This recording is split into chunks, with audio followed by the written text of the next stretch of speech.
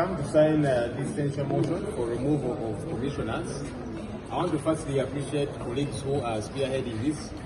The Honorable Joelssenyonyi, Honorable Sarah appended, who are joined to launch it by Honorable Patrick Musamba, Honorable Seungu, and others.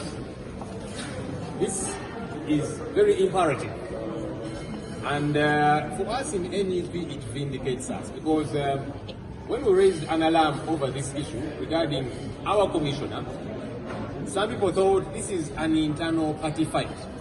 And they kept saying, wait a minute, why are you digressing from the critical issue of money that people sat and irregularly awarded themselves? So we are vindicated because this clearly shows it's not an internal party fight of NUP. Honorable Sechukuvu does not belong to the NUP. Neither does Honorable Sarah appended and the other dozens of members of parliament that have signed. What happened is an irregularity. For colleague leaders to sit and award themselves money, millions of shillings, 500 million shillings, 400, they would have been vindicated if they had suggested it as a proposal in that meeting, taken it through the relevant committee, Legal and Parliamentary Affairs, and then brought it on the floor of Parliament for discussion.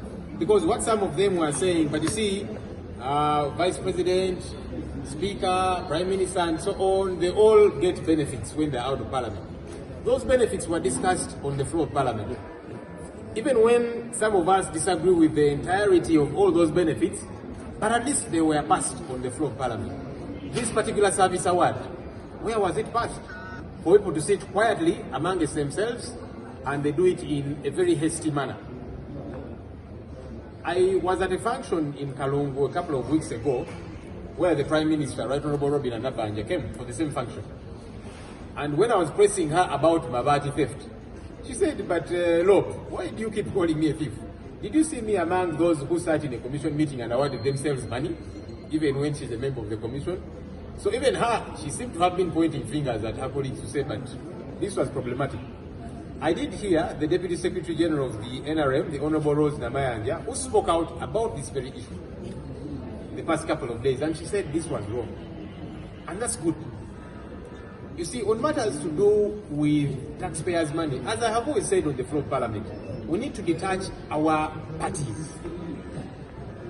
You know, when we're discussing matters of taxation, budget, and so on, I kept telling colleagues in the NRM that, look, let's think about our constituents.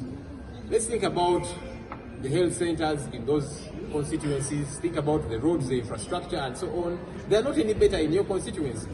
And I'm glad that people are waking up to that reality. So this that was done is wrong, and that's why we are signing this censure motion to say that no, once an illegality happens, there must be sanctions. There must be something that happens as a result of an irregularity. So it completely vindicates us, and I would like to encourage our colleagues. Parliament is currently in recess, so some colleagues are